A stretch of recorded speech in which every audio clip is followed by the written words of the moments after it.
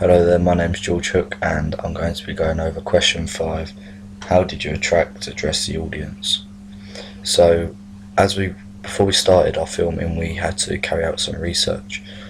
Within our research, we had to decide what age group we would want to be targeting.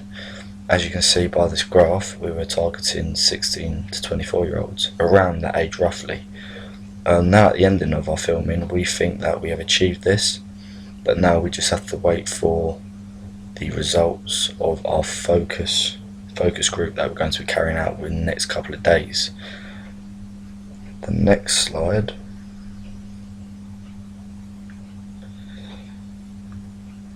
Oh no. Next slide is the gender. The gender really we were trying to choose was a mix between male and female. We really didn't mind what the gender was because it wasn't specific in some areas to some genders. But it was mainly a mix, but in some areas of the film it was male orientated, so it'd be easier for a male audience member to relate to rather than a female. As we saw, these are some of the questions we asked previously. Do you watch scary movies?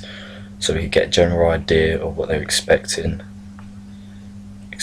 within a horror or thriller, and we ended up coming to the conclusion that we'd be doing a thriller. As you can see, we had to choose what scenery we'd like to use, and we got this from our research that we carried out. As you see a flat, mansion, big house, forest, hospital, castle. These are what you'd see in a thriller story. So we chose a house to set it in due to the people voting between the big house and the forest. As we further found out that a forest would be more suitable for a horror rather than a thriller. As you can see, these are the props we could have used for our thriller. Within our thriller we used blood, we used a kettle. So yeah, we use a selection of different props that were recommended to use to portray a thriller in the way that they thought it should be portrayed on screen. So we took on board their ideas and showed them basically what we were doing.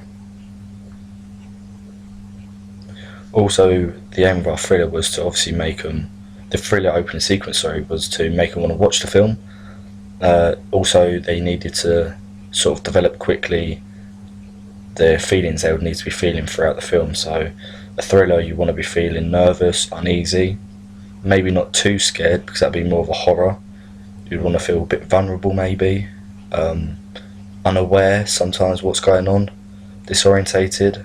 But yeah, we tried to implement this within our opening sequence to make it interesting for them to watch, and hopefully after we've, as I've said, done the focus group, we should be able to see the results and hopefully they feel pleased in what we've done. So that is the end of that. What we wanted to do for our opening thriller is to make sure they wanted to watch on, making sure they wanted to see the end of the film rather than little segments. We also want to see what they don't like, what could be changed a little. Could they relate to it? That's a question that is necessary to ask. So we want them to feel that they can relate back to the character, relate to moments in their life where they can relate to it.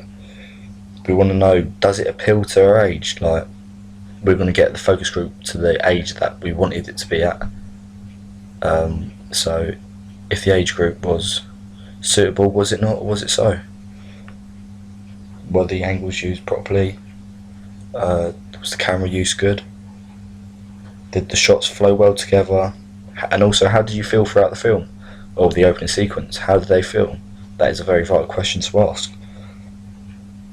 Or what did you like about it? That is also another good question. What you didn't like about it? And the key question is, would you pay to watch that at the cinema? That is the main question at the end that you should ask, because at the end of the day we're making a opening sequence for a film. And the idea of a film is to make money. So would they watch this at the end of the day? It's yes or no. So that is a vital question to ask. Thank you for listening.